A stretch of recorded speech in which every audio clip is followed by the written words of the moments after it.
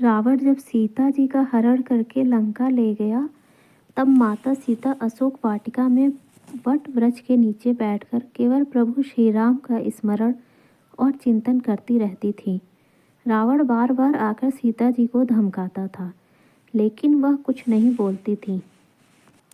यहाँ तक कि रावण ने श्री राम के वेश में आकर माता सीता को भ्रमित करने की कोशिश की, लेकिन फिर भी सफल नहीं हुआ। रावण थक हार कर जब अपने शयन कक्ष में पहुंचा तो मंदोदरी, जो यह सबसे पहले से जानती थी, बोली, आपने तो राम का वेश भी धरा था, फिर क्या हुआ? रावण बोला, जब मैं राम का रूप लेकर सीता के समक्ष गया तो सीता मुझे नजर ही नहीं आ रही थी। रावण अपनी समस्त ताकत लगा चुका था, लेकिन जगत जननी माँ को आज तक कोई नहीं समझ सका। फिर रावण भी कैसे समझ पाता? लेकिन लंकापति रावण भी कभी हार मानने वाला नहीं था। उसने फिर से माता सीता के करीब आने का प्रयास किया। वह सीता माँ से आकर बोला, मैं तुमसे सीधे सीधे संवाद करता हूँ, लेकिन तुम कैसी नारी हो कि मेरे आते घास का तिनका उठाकर उसे ही घूर घूर कर देखने लगती हो। क्या घास का तिनका तुम्हें राम से भी ज़्यादा प्यारा है? रावण के इस प्रश्न को सुनकर माता सीता बिल्कुल चुप हो गई और उनकी आंखों में आंसुओं की धार बह पड़ी।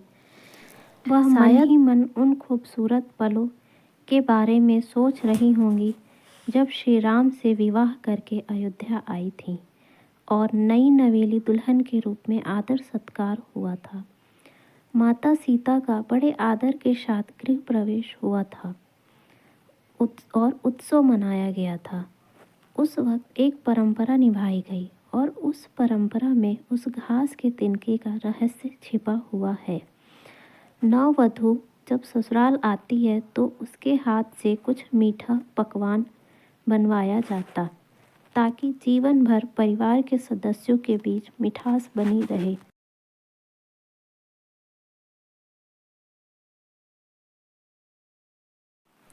इसलिए सीता जी ने उस दिन अपने हाथों से घर पर खीर बनाई और समस्त परिवार राजा दशरथ सहित चारों भ्राता और ऋषि संतों को परोसी। सीता जी ने जैसे ही खीर परोसना शुरू किया कि जोर से एक हवा का झोंका आया। सभी ने अपनी अपनी पत्तल संभाली। सीता जी कुछ समझ पाती कि राजा दशरथ जी के खीर पर एक छोटा सा घास का तिनका आकर गिर गया। सीता जी ने उस तिनके को देख लिया, लेकिन अब खीर में हाथ कैसे डाले, यह प्रश्न था। जब सीता जी ने दूर से ही उस तिनके को घूर कर जो देखा तो वह तिनका जलकर राख का एक छोटा सा बिंदु बनकर रह गया। सीता जी ने मन ही मन सोचा कि अच्छा हुआ किसी ने नहीं देखा, लेकिन राजा दशरथ ने यह सब देख रहे थे। फिर भी दशरथ जी चुप रहे और अपने कक्ष में चले गए और वहां सीता जी को बुलवाया। फिर राजा दशरथ बोले, मैंने आज भोजन के समय आपके चमत्कार को देख लिया था। आप साक्षात जगत जननी का दूसरा रूप है। लेकिन एक बात आप मेरी ज़रूर याद रखना, आपने जिस नज़र से आज उस तिनके को देखा था, उस नज़र से आप अपने शत्रु को भी मत देखना। इसलिए सीता जी के सामने जब भी रावण आता था तो वह उस घास के तिनके को उठाकर राजा दशरथ जी की बात याद कर लेती। सीता चाहती तो रावण को अपनी एक नज़र से ही भस्म कर सकती थी, लेकिन राजा दशरथ जी को दिए वचन की वजह से वह शांत रही।